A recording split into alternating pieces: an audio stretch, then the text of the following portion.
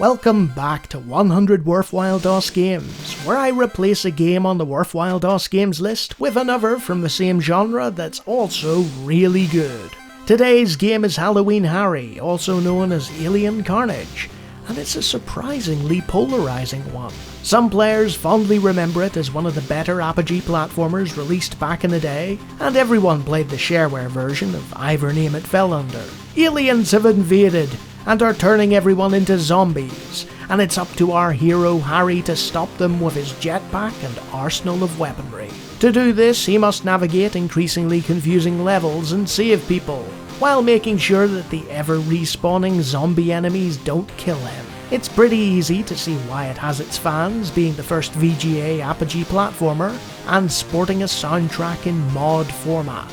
These technical innovations put it head and shoulders above pretty much everything the company had released prior. But the confusing and often vindictive levels combined with the endless hunt for captured civilians can lead to potential headaches, and the game is unrelentingly old school.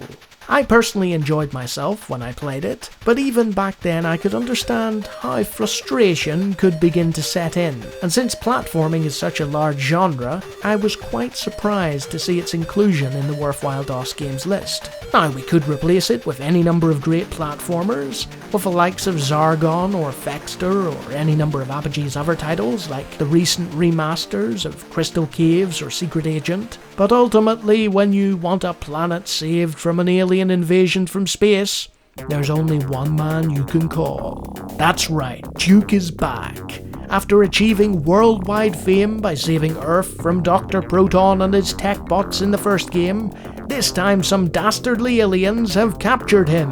Unfortunately, he's Duke Nukem, one of the greatest characters in all of gaming, and there's soon to be history. Right off the bat, the colour palette isn't as good as Alien Carnage, and the music and frame rates are of a lower quality. So you're probably wondering why this is a solid replacement. Because to this day, despite its technological inferiority, it remains a rip-roaring slice of 90s side-scrolling action, with Bobby Prince scoring proceedings. There's a reason the Halloween Harry blurb on Steam described him as a long-lost twin of Duke. The two games come from the same publisher and genre, and were released within a month of each other. Duke doesn't need a jetpack though, he can launch himself in the air with his flamethrower, or commandeer alien spaceships and blast them with their own craft. And with a development team whose resume reads like a who's who of DOS platformers, there was no way that this blonde bruiser was gonna fail. You head through a series of levels and destroy aliens, acquire guns and power-ups, and locate keycards to get through force fields and doors obstructing your path.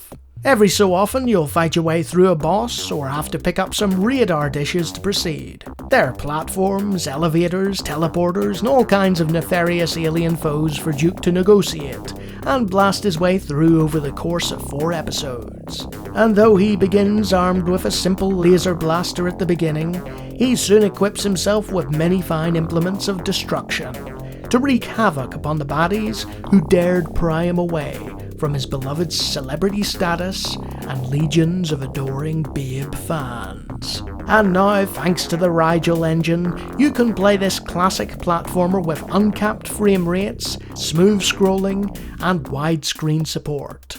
So what are you waiting for? A kiss from your mama? Get your shooting boots on and get ready to kick some alien behind.